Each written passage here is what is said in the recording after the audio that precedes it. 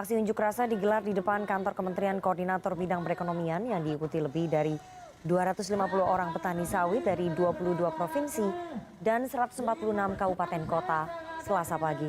Dari sudut pandang petani sawit, larangan ekspor yang salah satunya bertujuan untuk mengatasi kelangkaan minyak goreng di dalam negeri merugikan petani lantaran membuat harga tandan buah segar atau TBS anjlok lebih dari 50%. Menurut Ketua Asosiasi Petani Kelapa Sawit Gulat Manurung, dari 1.118 pabrik sawit di Indonesia, sebanyak 25% telah menghentikan pembelian tandan buah segar sawit dari petani.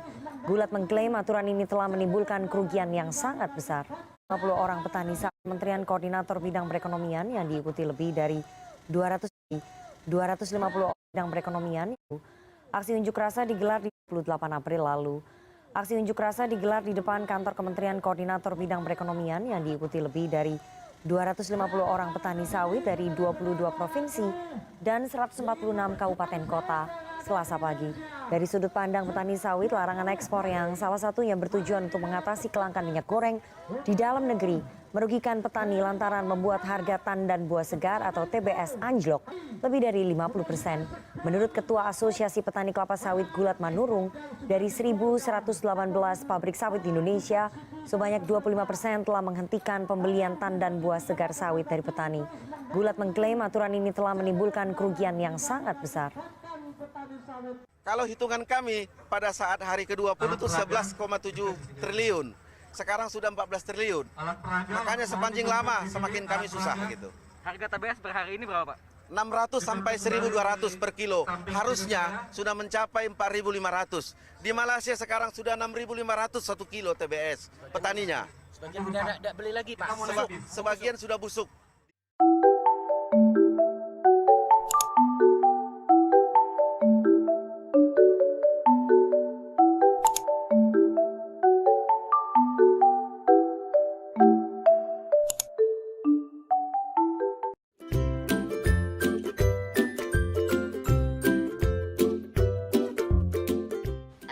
Assalamualaikum warahmatullahi wabarakatuh. Selamat siang dan salam sejahtera untuk kita semua. Perkenalkan, nama saya Nur Aini dari kelas HTNL Prodi Hukum Tata Negara Fakultas Syariah Universitas Islam Negeri Raden Intan Lampung. Di sini saya akan memaparkan materi tentang kebijakan publik untuk memenuhi tugas mata kuliah kebijakan publik dengan dosen pengampu Bapak Muhammad Haidir Syahputra MH. Baik, langsung saja saya mulai. Kebijakan publik dibuat oleh pemerintah yang berupa tindakan-tindakan pemerintah. Kebijakan publik baik untuk melakukan atau tidak melakukan sesuatu itu mempunyai tujuan tertentu. Kebijakan publik ditunjukkan untuk kepentingan masyarakat. Kebijakan publik menentukan bentuk suatu kehidupan setiap bangsa dan negara. Semua negara menghadapi masalah yang sama. Yang berbeda adalah bagaimana respon terhadap masalah tersebut. Respon ini disebut sebagai kebijakan publik. Dan karena kebijakan publik adalah domain dari negara atau pemerintahan atau kekuasaan pemegang negara, maka kebijakan publik adalah bentuk faktual dari upaya setiap pemerintah untuk memanajemeni kehidupan bersama yang disebut negara dan bangsa. Keunggulan setiap negara semakin ditentukan oleh kemampuan negara tersebut mengembangkan kebijakan-kebijakan publik yang unggul. Terdapat dua aliran dalam kebijakan publik, yakni aliran kontinentalis dan aliran Anglo-Saksonis. Pemahaman kontinentalis melihat bahwa kebijakan publik adalah turunan dari hukum. Bahkan kadang-kadang mempersamakan antara kebijakan publik dan hukum. Utamanya hukum publik ataupun hukum tata negara, sehingga kita melihatnya sebagai proses interaksi di antara institusi-institusi negara. Hukum adalah salah satu bentuk dari kebijakan publik dari sisi wujud maupun produk, proses atau dari sisi muatan, sedangkan pemahaman Anglo-Saksonis memahami bahwa kebijakan publik adalah turunan dari politik demokratis, sehingga melihatnya sebagai sebuah produk interaksi antara negara dan publik. Hak warga negara secara individual dijamin dan tidak pernah dapat dicabut atau dikooptasi negara. Aliran kebijakan publik di Indonesia masih mengikuti pola kontinentalis. Akibatnya, sebuah kebijakan dapat full implemented setelah sekian banyak kebijakan pelaksanaannya siap. Salah satunya adalah Undang-Undang Nomor 23 Tahun 2003 tentang Sisdiknas. Kebijakan ini dilengkapi lebih kurang 12 PP sebagai penerjemahan kebijakan tersebut. Di antaranya tentang standarisasi pendidikan, hak-hak anak didik, dan otonomi pendidikan. Model kebijakan pada negara-negara Anglo-Saksonis biasanya sangat sederhana. Sebuah undang-undang biasanya lengkap hingga bagaimana pelaksanaannya. Jadi tidak diperlukan PP dan sejenisnya sebagai peraturan pelaksana. Di tingkat atas hanya ada undang-undang dan di bawahnya ada semacam executive decision atau semacam keputusan kepala eksekutif atau presiden atau perdana menteri. Ciri khas kebijakan publik adalah 1. Lebih merupakan tindakan yang mengarah pada tujuan daripada perilaku atau tindakan serba acak dan kebetulan, melainkan tindakan yang direncanakan. 2. Kebijakan publik hakikatnya terdiri atas tindakan-tindakan yang saling berkaitan dan berpola mengarah pada tujuan tertentu yang dilakukan pejabat pemerintah, bukan merupakan keputusan yang berdiri sendiri. 3. Kebijakan bersangkut paut dengan apa yang dilakukan oleh pemerintah dalam bidang-bidang tertentu. Dan yang keempat, kebijakan publik berbentuk positif maupun negatif. Jenis kebijakan publik terdiri dari substantif dan procedural policies, distributif, redistributif, regulatory policies, material policy, public and private good policies. Setiap sistem politik pada dasarnya memproduksi kebijakan publik. Kebijakan publik menunjuk pada keinginan penguasa atau pemerintah yang idealnya dalam masyarakat demokratis merupakan cerminan pendapat umum atau opini publik.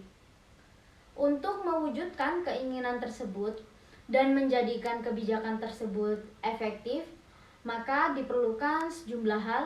Pertama, adanya perangkat hukum berupa peraturan perundang-undangan sehingga dapat diketahui publik apa yang telah diputuskan.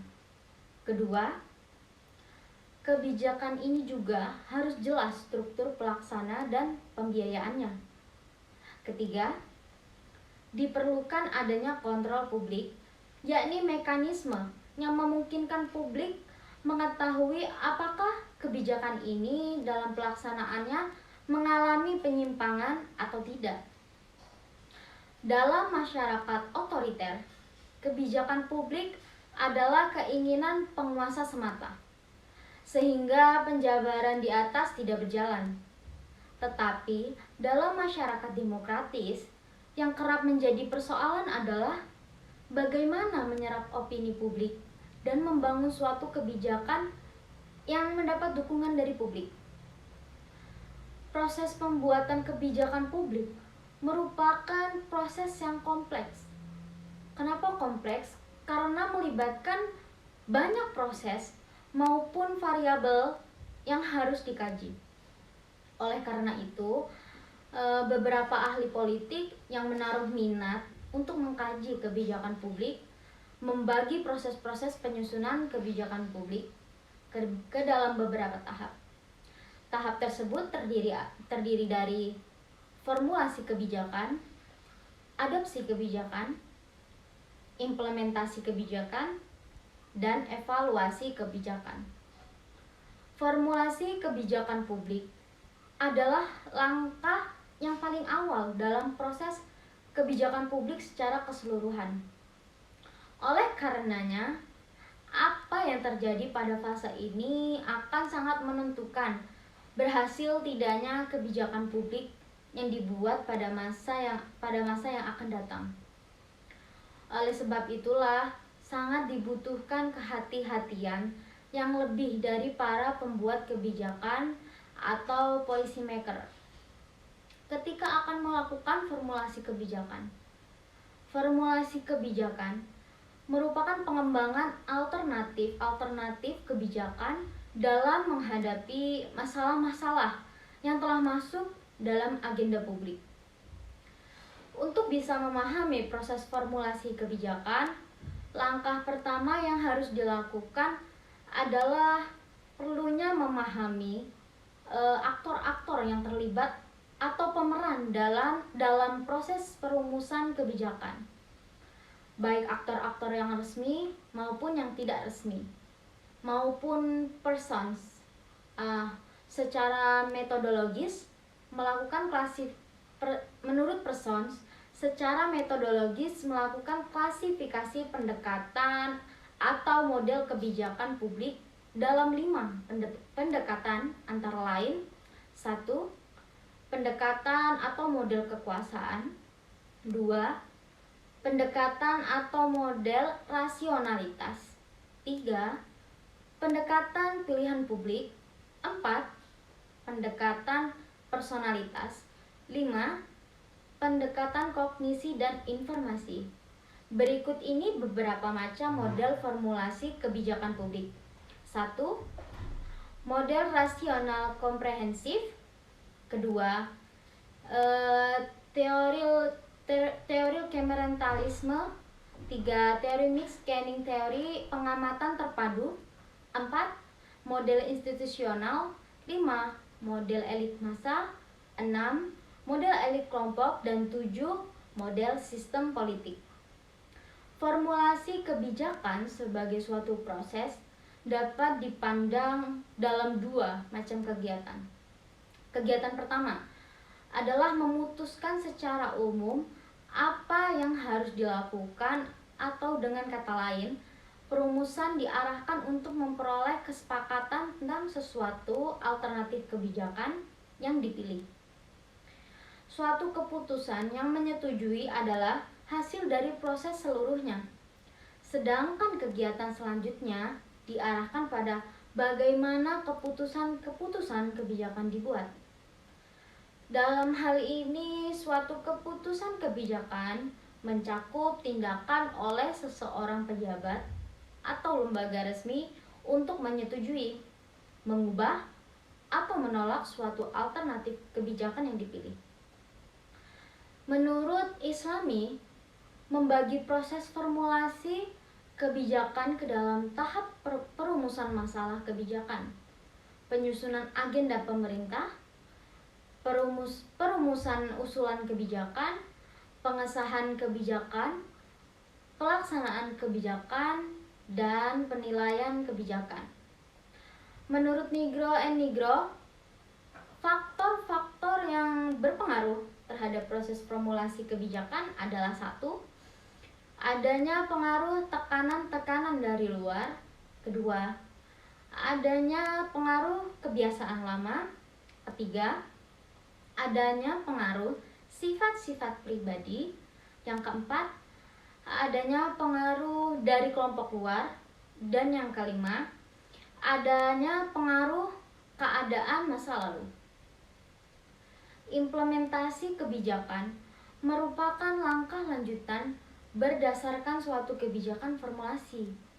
Definisi yang umum dipakai menyangkut kebijakan implementasi adalah: menurut Wahab, implementasi adalah tindakan-tindakan yang dilakukan baik oleh individu-individu, pejabat-pejabat, atau kelompok-kelompok pemerintah atau swasta yang diarahkan pada tercapainya tujuan-tujuan yang telah digariskan dalam keputusan kebijakan.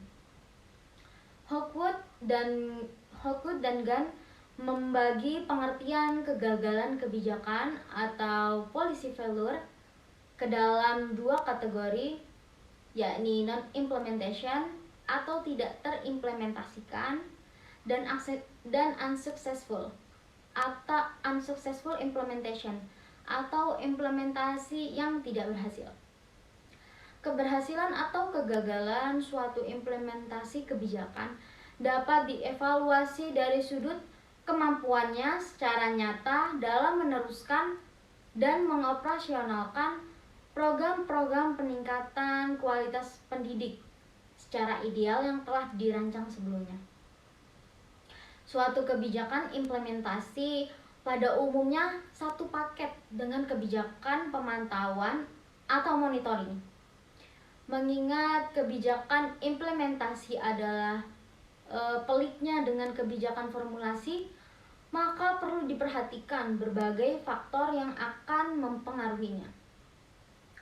Kompetensi merupakan suatu karakteristik yang mendasar dari seorang individu, yaitu penyebab yang terkait dengan acuan kriteria tentang kinerja yang efektif, atau a competency is an underlying characteristic of an individual that is causally related to criterion referenced effective and superior performance in a job or situation. Kebijakan publik dapat diartikan sebagai rencana tindakan negara atau pemerintah yang akibat konstruktif atau destruktifnya secara langsung berpengaruh kepada masyarakat luas. Suatu kebijakan atau program yang harus diimplementasikan agar mempunyai dampak atau tujuan yang diinginkan. Implementasi kebijakan dipandang dalam pengertian luas merupakan alat administrasi publik di mana aktor, organisasi, prosedur, teknik, serta sumber daya diorganisasikan secara bersama-sama untuk menjalankan kebijakan guna meraih dampak atau tujuan yang diinginkan. Untuk meningkatkan kemampuan aparatur birokrasi, perlu penataan dan perencanaan yang matang, termasuk kualifikasi yang dikehendaki. Selain kemampuan untuk memahami keadaan, aparatur birokrasi harus pula memiliki kemampuan untuk mengikuti perkembangan. Mereka pun dituntut untuk senantiasa aktif mengamati kemajuan-kemajuan secara umum, baik yang menyangkut kehidupan nasional maupun yang berkaitan dengan perkembangan internasional. Dengan demikian, aparatur birokrasi bukanlah aparatur lokal, tetapi aparatur nasional. Evaluasi kebijakan adalah kegiatan untuk menilai tingkat kinerja suatu kebijakan. Evaluasi baru dapat dilakukan kalau suatu kebijakan sudah berjalan cukup waktu. Untuk dapat mengetahui outcome dan impact atau dampak suatu kebijakan sudah tentu diperlukan waktu tertentu. Misalnya 5 tahun semenjak kebijakan itu diimplementasikan. Sebab kalau evaluasi dilakukan terlalu dini, maka outcome atau dampak dari suatu kebijakan belum tampak. Evaluasi kebijakan merupakan proses mendapatkan gambaran tentang kebijakan publik dalam pelaksanaannya, alat-alat yang dipakai, dan tujuan-tujuan yang diberikan. Evaluasi berkenaan dengan produksi informasi mengenai nilai atau manfaat hasil kebijakan. Evaluasi memberi informasi yang valid dan dapat dipercaya mengenai kinerja kebijakan, yaitu seberapa jauh kebutuhan, nilai, dan kesempatan telah dapat dicapai melalui tindakan publik. Tujuan pokok evaluasi adalah untuk melihat seberapa besar kesenjangan antara pencapaian dan harapan suatu kebijakan publik. Tugas selanjutnya adalah bagaimana mengurangi atau menutup kesenjangan tersebut. Evaluasi bertujuan untuk mencari kekurangan dan menutup kekurangan. Ciri-ciri dari evaluasi kebijakan publik menurut Nugroho adalah: 1. Menemukan hal-hal yang strategis untuk meningkatkan kinerja kebijakan. Kedua, evaluator mampu mengambil jarak dari pembuat kebijakan, pelaksana kebijakan, dan target kebijakan. 3. Prosedur dapat dipertanggungjawabkan secara metodologi. Yang keempat, dilaksanakan tidak dalam suasana permusuhan atau kebencian. Dan yang kelima, mencakup rumusan, implementasi, lingkungan, dan kinerja kebijakan. Materi yang dicakup yaitu konsep dasar kebijakan publik, aliran kebijakan publik, ciri-ciri dan jenis tingkat kebijakan publik, sistem dan siklus dari kebijakan publik, penyusunan agenda dan formulasi kebijakan publik, implementasi kebijakan publik, kompetensi aparat birokrasi dalam perspektif implementasi kebijakan publik, dan yang terakhir itu evaluasi kebijakan publik. Baik, langsung saja pada bab pertama, yaitu konsep dasar kebijakan publik. Kebijakan publik merupakan kewenangan pemerintah menjalankan tugas dan fungsinya dalam hubungannya dengan masyarakat dan dunia usaha. Pada dasarnya, kebijakan pemerintah dalam menata kehidupan masyarakat di berbagai aspek merupakan kebijakan yang berorientasi pada kepentingan publik atau masyarakat. Pengertian kebijakan atau polisi adalah prinsip atau cara bertindak yang dipilih untuk mengarahkan pengambilan keputusan. Dalam setiap penyusunan kebijakan publik diawali oleh perumusan masalah yang telah diidentifikasi, kemudian pelaksanaan kebijakan tersebut ditujukan untuk mengatasi masalah yang terjadi dalam masyarakat. Istilah kebijakan publik sebenarnya telah sering diperdengarkan dalam kehidupan sehari-hari, dalam kegiatan-kegiatan akademis, seperti dalam kuliah-kuliah ilmu sosial politik, ekonomi, dan hukum. Namun istilah ini mungkin juga untuk menunjuk sesuatu yang lebih khusus. Kebijakan pemerintah tentang debirokratisasi dan deregulasi. Menurut Charles O. Jones, istilah kebijakan digunakan dalam praktek sehari-hari, namun digunakan untuk menggantikan kegiatan atau keputusan yang sangat berbeda. Istilah ini sering dipertukarkan dengan tujuan, program, keputusan, standar, proposal, dan grand design. Namun demikian, meskipun kebijakan publik mungkin kelihatan sedikit abstrak atau mungkin dapat dipandang sebagai sesuatu yang terjadi terhadap seseorang, namun sebenarnya sebagaimana beberapa contoh yang telah disebutkan terdahulu, pada dasarnya kita telah dipengaruhi secara mendalam oleh banyak kebijakan publik dalam kehidupan sehari-hari. Kemudian James Anderson mengatakan secara umum istilah kebijakan atau polisi dipergunakan untuk menunjuk perilaku seorang aktor, misalnya seorang pejabat, suatu kelompok maupun suatu lembaga pemerintah, atau sejumlah aktor dalam suatu bidang kegiatan tertentu.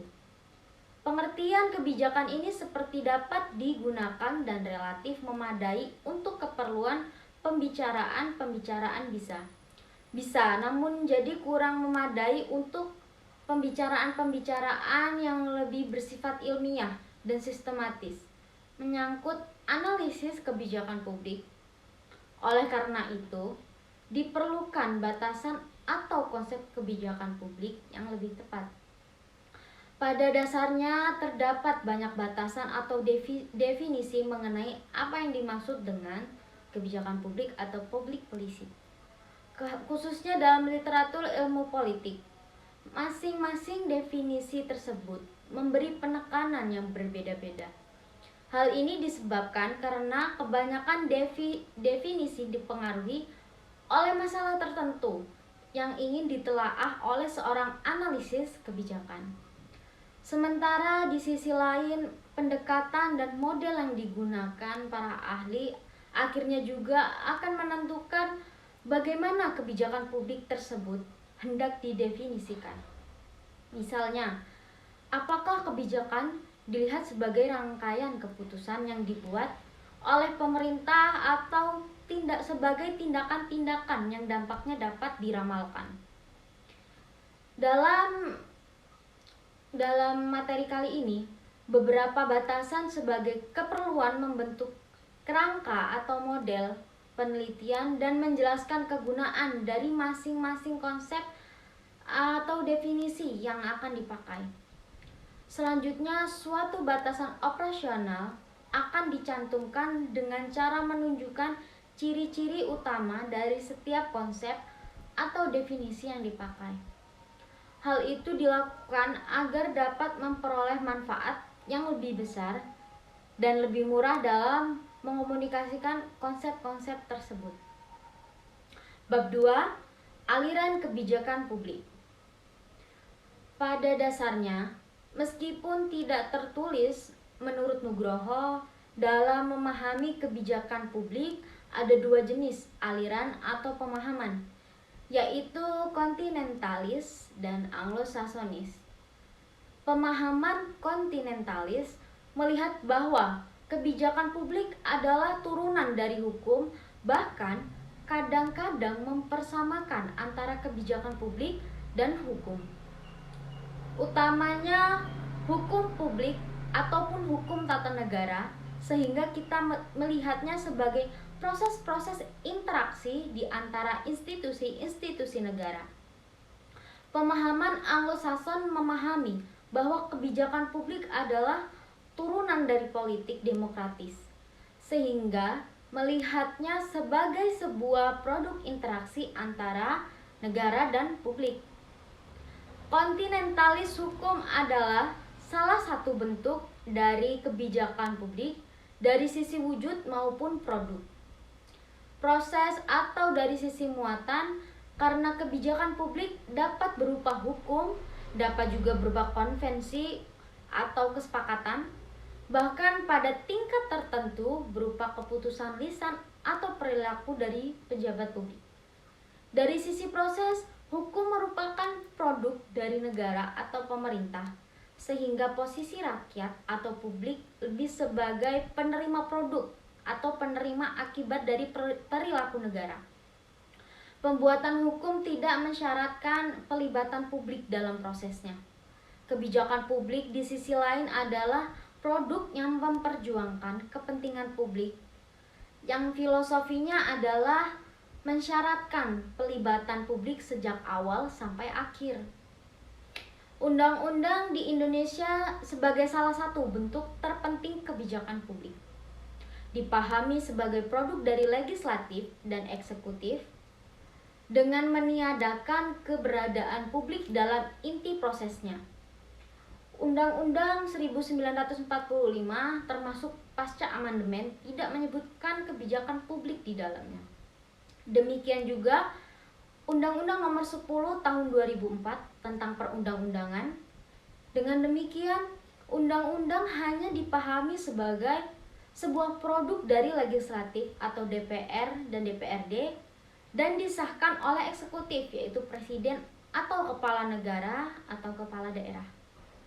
Keberadaan publik tidak mempunyai dukungan secara politik dan yuridis formal. Pemahaman ini dapat dipahami karena sistem politik di Indonesia masih sangat berorientasi pada sistem kontinental. Pada sistem kontinental Eropa, keberadaan publik cukup diwakili oleh lembaga perwakilan rakyat atau parlemen. Pelibatan publik dalam proses politik, termasuk proses kebijakan, tidak menjadi prioritas utama. Dengan demikian, cara pandang kontinental kebijakan publik adalah hukum publik, atau bahkan ada yang ekstrim memahami kebijakan publik sebagai salah satu bentuk hukum tata negara.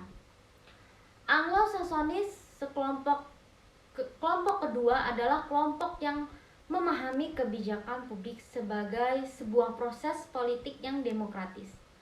Kelompok ini berisi pemikir Anglo-Saxonis. Pemahaman dapat dilacak dari pemikir liberal Inggris John Stuart Mill yang karyanya On Liberty menjadi karya klasik tentang liberalisme. Gagasan dasarnya adalah bahwa semua orang mempunyai hak dan kebebasan yang sama. Prinsip sebangun dengan egalitarianisme yang dikembangkan dalam Revolusi Prancis dan dalam gerakan reformasi Martin Luther. Konsep egalitarianisme ini kelak tidak berhenti di tingkat antar individu, tapi antar individu dan negara yang aturan bersamanya. Kebijakan publik merupakan proses yang pada tempatnya meletakkan setiap individu masyarakat sebagai bagiannya. Pemikiran-pemikiran libertarian menjadi akar pembentukan negara Amerika Serikat. Sistem politik Amerika dibentuk di atas asas yang berbeda dengan Eropa kontinental. Terdiri atas berbagai suku, bangsa, pendatang Amerika dibangun di atas batas-batas yang paling ekstrim dengan libertarianisme. Hak warga negara secara individual dijamin dan tidak pernah dapat dicabut atau dikooptasi negara. Hal ini ditetapkan sejak awal kelahiran Amerika dalam deklarasi kemerdekaannya. Perkembangan selanjutnya dapat ditebak. Kebijakan publik yang berkembang di Amerika mempunyai pola yang berbeda dengan Eropa. Bab 3, ciri-ciri, jenis, dan tingkat kebijakan publik. Menurut Wahab, ciri-ciri kebijakan publik yaitu A. Kebijakan publik lebih merupakan tindakan yang mengarah pada tujuan daripada perilaku atau tindakan serba acak dan kebetulan, melainkan tindakan yang direncanakan. B. Kebijakan publik hakikatnya terdiri atas tindakan-tindakan yang saling berkaitan dan berpola, mengarah pada tujuan tertentu yang dilakukan pejabat pemerintah, bukan merupakan keputusan yang berdiri sendiri.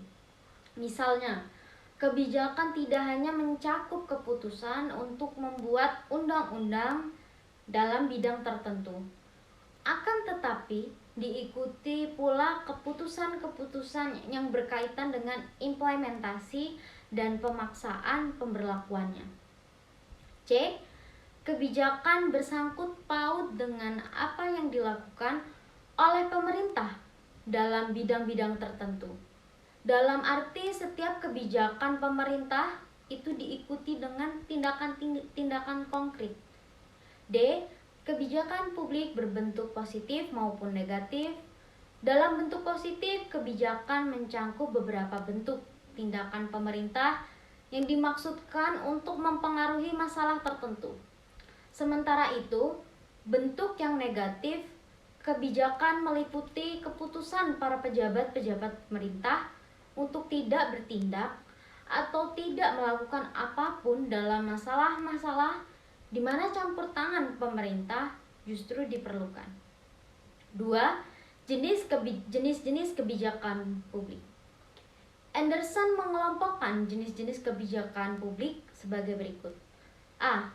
Substantive and procedural policies. Substantive policy dilihat dari substansi masalah yang dihadapi oleh pemerintah.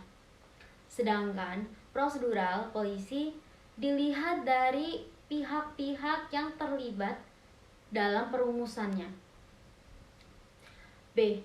Distributive, redistributive, and regulatory policies. Distributif polisi adalah suatu kebijakan yang mengatur tentang pemberian pelayanan atau keuntungan kepada individu-individu, kelompok-kelompok, atau perusahaan-perusahaan. Redistributif policies adalah suatu kebijakan yang mengatur tentang pemindahan alokasi kekayaan, pemilikan, atau hak-hak. Regulatory policy adalah suatu kebijakan yang mengatur tentang pembatasan atau pelarangan terhadap perbuatan atau tindakan. Material policy, suatu kebijakan yang mengatur tentang pengalokasian atau penyediaan sumber-sumber material yang nyata bagi penerimanya. Yang D, public goods and private goods policies. Public goods policy adalah suatu kebijakan yang mengatur tentang penyediaan barang-barang atau pelayanan-pelayanan oleh pemerintah untuk kepentingan orang banyak. Private goods policy adalah suatu kebijakan yang mengatur tentang penyediaan barang-barang atau pelayanan-pelayanan oleh pihak swasta untuk kepentingan individu-individu atau perorangan di pasar bebas dan imbalan biaya tertentu. Adapun bentuk kebijakan publik yang dibuat oleh pemerintah kota dapat diamati menurut sifatnya antara lain: A. Kebijakan distributif. Kebijakan distributif adalah kebijakan dan program-program yang dibuat oleh pemerintah dengan tujuan untuk mendorong kegiatan di sektor swasta atau kegiatan-kegiatan masyarakat yang membutuhkan intervensi pemerintah dalam bentuk subsidi atau sejenisnya, di mana kegiatan tersebut tidak akan berjalan tanpa adanya campur tangan pemerintah tersebut. B. Regulasi untuk kompetisi yang efektif. Kompetisi telah lama dipercaya sebagai cara yang paling efisien untuk mengoperasikan, mengorganisasi, dan mendisiplinkan pasar. Pasar yang kompetitif akan menciptakan persebaran sumber daya secara fair dan efisien tanpa perlu untuk dikendalikan secara terpusat. C. Kebijakan distributif. Kebijakan distributif adalah kebijakan dalam mengalokasikan pelayanan atau manfaat terhadap segmen tertentu dari masyarakat, individu, kelompok, perusahaan, dan masyarakat. Kebijakan distributif biasanya melibatkan penggunaan dana publik untuk membantu kelompok, masyarakat, atau perusahaan tertentu. Bab 4. Sistem dan siklus kebijakan publik.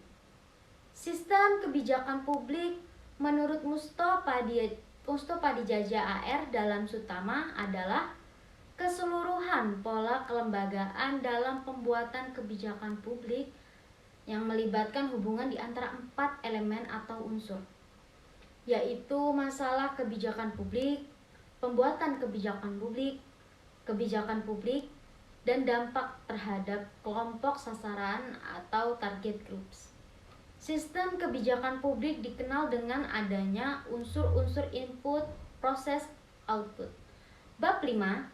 Penyusunan agenda formulasi kebijakan publik.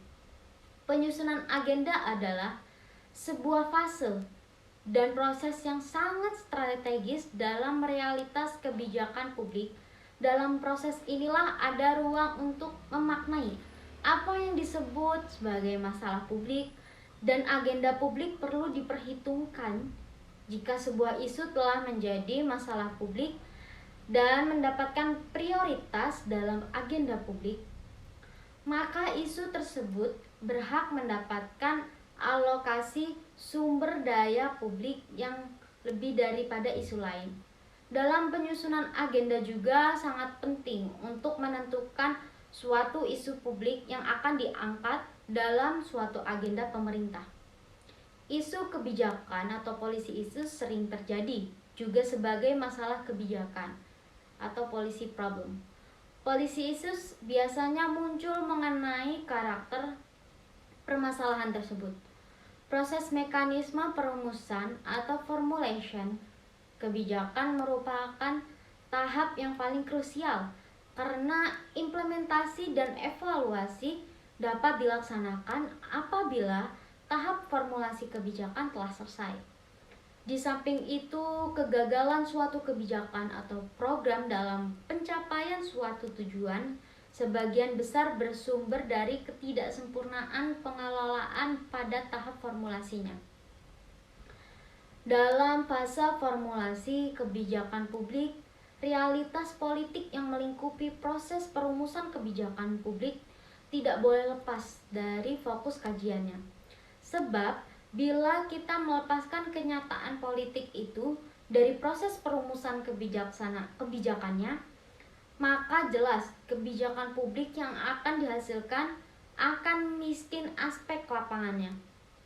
Sebab sebuah kebijakan publik yang miskin lapangannya itu jelas akan menemui banyak persoalan pada tataran implementasinya, dan yang tidak boleh dilupakan adalah lapangan atau lingkungan di mana kebijakan itu hidup tidaklah pernah steril dari politik. Bab 6. Implementasi kebijakan publik. Konteks implementasi demikian baru akan terlihat pengaruhnya setelah kebijakan tersebut dilaksanakan. Hal itulah yang menunjukkan bahwa proses pelaksanaan kebijakan merupakan salah satu tahapan penting dan momentum dalam proses perumusan atau pembuatan kebijakan selanjutnya. Sebab, berhasil atau tidaknya suatu kebijakan dalam mencapai tujuannya ditentukan dalam pelaksanaannya. Oleh karena itu, rumusan kebijakan yang telah dibuat tidak akan mempunyai arti apa-apa atau hanya akan merupakan rangkaian kata-kata indah dan baku yang tersimpan rapi dalam sebuah dokumen kalau tidak diimplementasikan. Berkaitan dengan hal itu, dapat dikatakan bahwa salah satu tolak ukur keberhasilan suatu strategi atau kebijakan terletak pada proses implementasinya. Oleh karena itu, menurut Jones, tidak berlebihan jika dikatakan implementasi adalah merupakan aspek yang penting dari keseluruhan proses lahirnya kebijakan. Namun, kebanyakan dari kita seringkali beranggapan bahwa setelah kebijakan disahkan oleh pihak yang berwenang, dengan sendirinya kebijakan itu akan dapat dilaksanakan dan hasil-hasilnya pun akan mendekati seperti yang diharapkan oleh pihak pembuat kebijakan tersebut. Padahal menurut Putra, sifat kebijakan itu kompleks dan saling tergantung, sehingga hanya sedikit kebijakan negara yang bersifat self-executing. Yang paling banyak adalah yang bersifat non-self-executing. Artinya kebijakan negara perlu diwujudkan dan dilaksanakan oleh berbagai pihak sehingga mempunyai dampak seperti yang diharapkan. Bab 7. Kompetensi aparat birokrasi dalam perspektif implementasi kebijakan publik. Kompetensi adalah kemampuan kerja setiap individu yang mencakup aspek pengetahuan, keterampilan, dan sikap kerja yang sesuai dengan standar yang diterapkan. Inti dari definisi kompetensi yang dipahami selama ini adalah mencakup penguasaan terhadap 3 jenis kemampuan, yaitu pengetahuan atau knowledge, science, keterampilan teknis atau skill teknologi, dan sikap perilaku atau attitude. Dalam lingkungan human resources, kompetensi merupakan salah satu kata yang paling sering disebut. Berikut ini beberapa pengertian dari kompetensi. A. Kompetensi adalah suatu kemampuan untuk melaksanakan atau melakukan suatu pekerjaan atau tugas yang dilandasi atas keterampilan dan pengetahuan serta didukung oleh sikap kerja yang dituntut oleh pekerjaan tersebut. B. Kompetensi merupakan karakteristik individu yang mendasari kinerja atau perilaku di tempat kerja.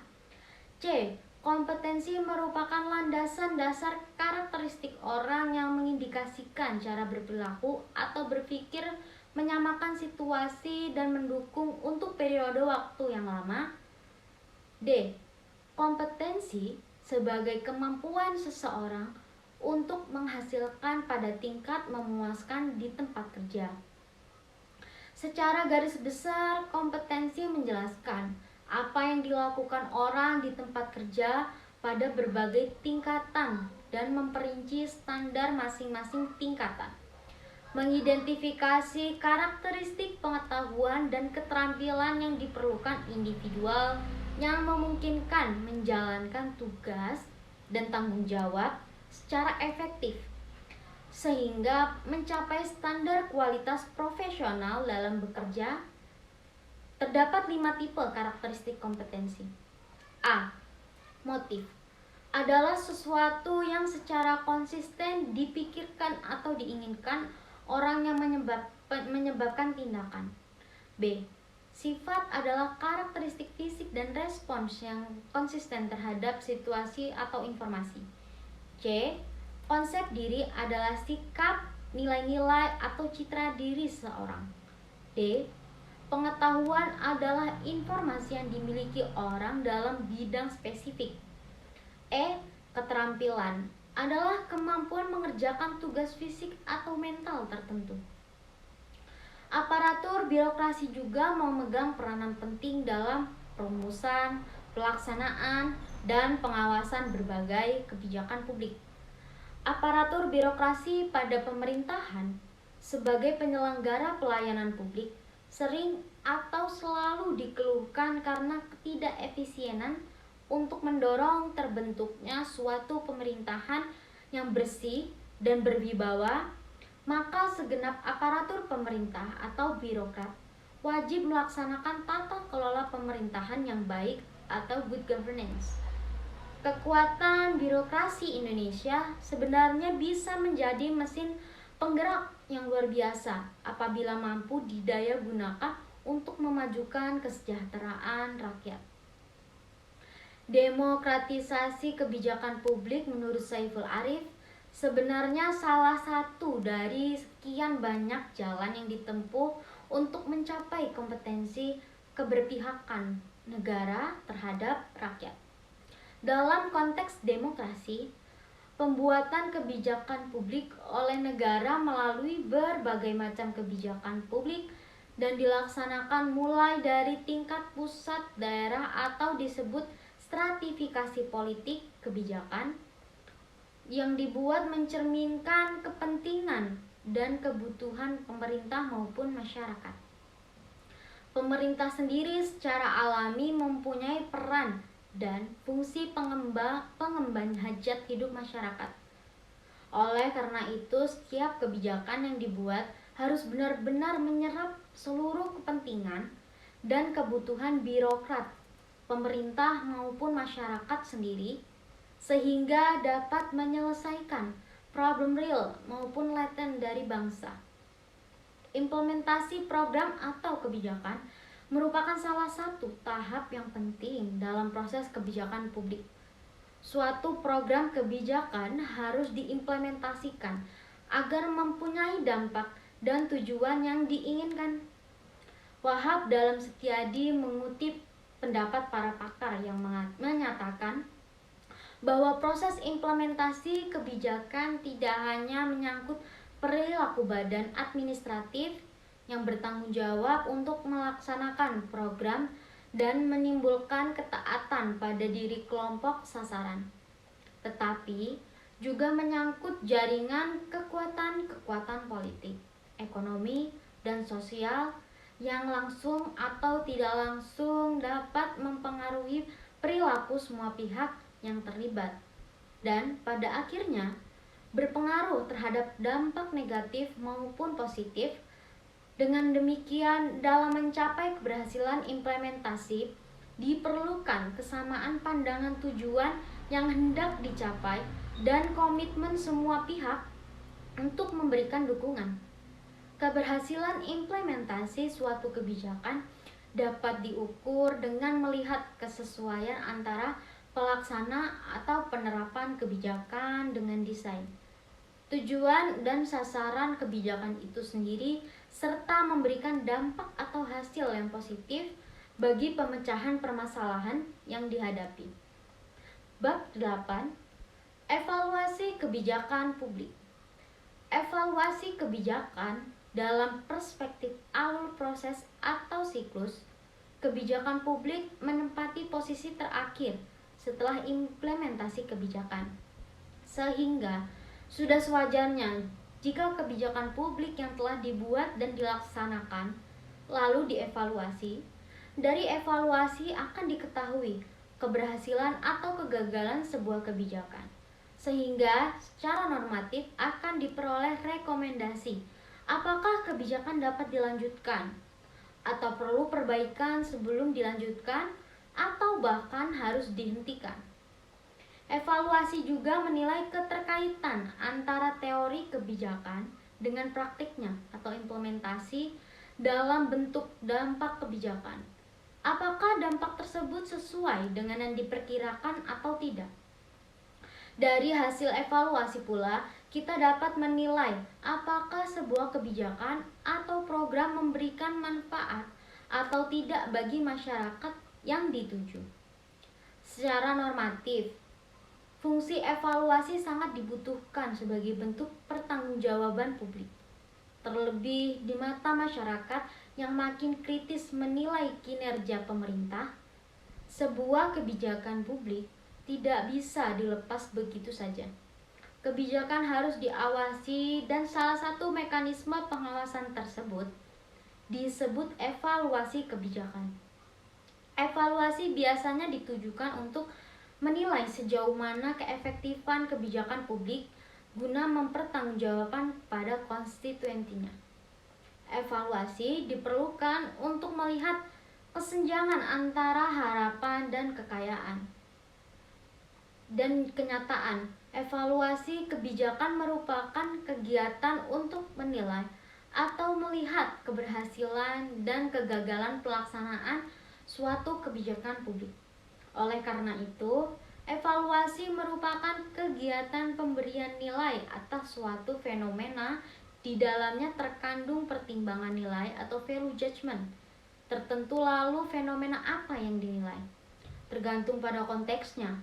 Jika konteksnya kebijakan publik, maka fenomena yang dinilai menurut Mustafa Dijaja adalah berkaitan dengan tujuan, sasaran, kebijakan, kelompok sasaran yang ingin dipengaruhi, berbagai instrumen kebijakan yang digunakan, responsi dari lingkungan kebijakan, kinerja yang dicapai, dampak yang terjadi, dan sebagainya. Evaluasi kebijakan publik adalah suatu tahap yang sangat urgent dalam kebijakan publik, dikarenakan untuk mengukur implementasi dari kebijakan publik tersebut, apakah sudah tercapai dan sesuai dengan harapan atau masih menimbulkan banyak masalah pada target grup itu sendiri. Di sisi lain, banyak dari kebijakan publik yang telah dikeluarkan oleh pemerintah namun tidak membawa dampak atau impact yang cukup berpengaruh bagi seluruh masyarakat atau kelompok masyarakat tertentu. Evaluasi kebijakan publik merupakan suatu proses untuk menilai seberapa jauh suatu kebijakan publik dapat membuahkan hasil, yaitu dengan membandingkan antara hasil yang diperoleh dengan tujuan dan atau target kebijakan publik yang ditentukan. Evaluasi kebijakan publik tidak hanya untuk melihat hasil atau outcomes atau dampak atau impacts, akan tetapi dapat pula untuk melihat bagaimana proses pelaksanaan suatu kebijakan dilaksanakan.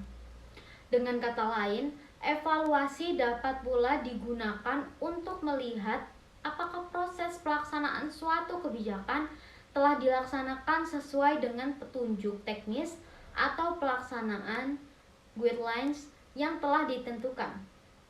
Oleh karena itu, evaluasi kebijakan publik dibedakan dalam dua tipe.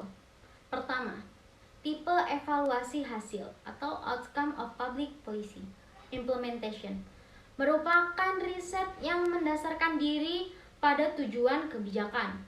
Kedua, tipe evaluasi proses or process of public policy implementation, yaitu riset evaluasi yang mendasarkan diri pada petunjuk pelaksanaan dan petunjuk teknis. Ukuran keberhasilan pelaksanaan suatu kebijakan adalah kesesuaian antara proses implementasi suatu kebijakan dengan garis petunjuk atau guidelines yang telah ditetapkan. Baiklah, dari pemaparan yang saya sampaikan tadi bisa diambil kesimpulan. Pelayanan publik adalah segala bentuk jasa pelayanan, baik dalam bentuk barang publik maupun jasa publik, yang pada prinsipnya menjadi tanggung jawab dan dilaksanakan oleh instansi pemerintah di pusat, di daerah, dan di lingkungan badan usaha milik negara atau badan usaha milik daerah dalam rangka upaya pemenuhan kebutuhan masyarakat maupun dalam rangka pelaksanaan ketentuan peraturan perundang-undangan. Pelayanan publik di Indonesia masih bisa dibilang kurang baik karena terdapat banyak penyelewengan dan penyelenggara yang dilakukan. Maka dari itu perlu upaya perbaikan untuk bisa mencapai good government yang baik dan masyarakat sejahtera. Tentang pelayanan publik di Indonesia sebagai anggota masyarakat, semoga kita semua bisa benar-benar memahami tentang apa yang harus kita dapatkan sebagai warga negara di negeri ini, sehingga jika ada hak-hak yang belum kita dapatkan, kita bisa memperjuangkannya.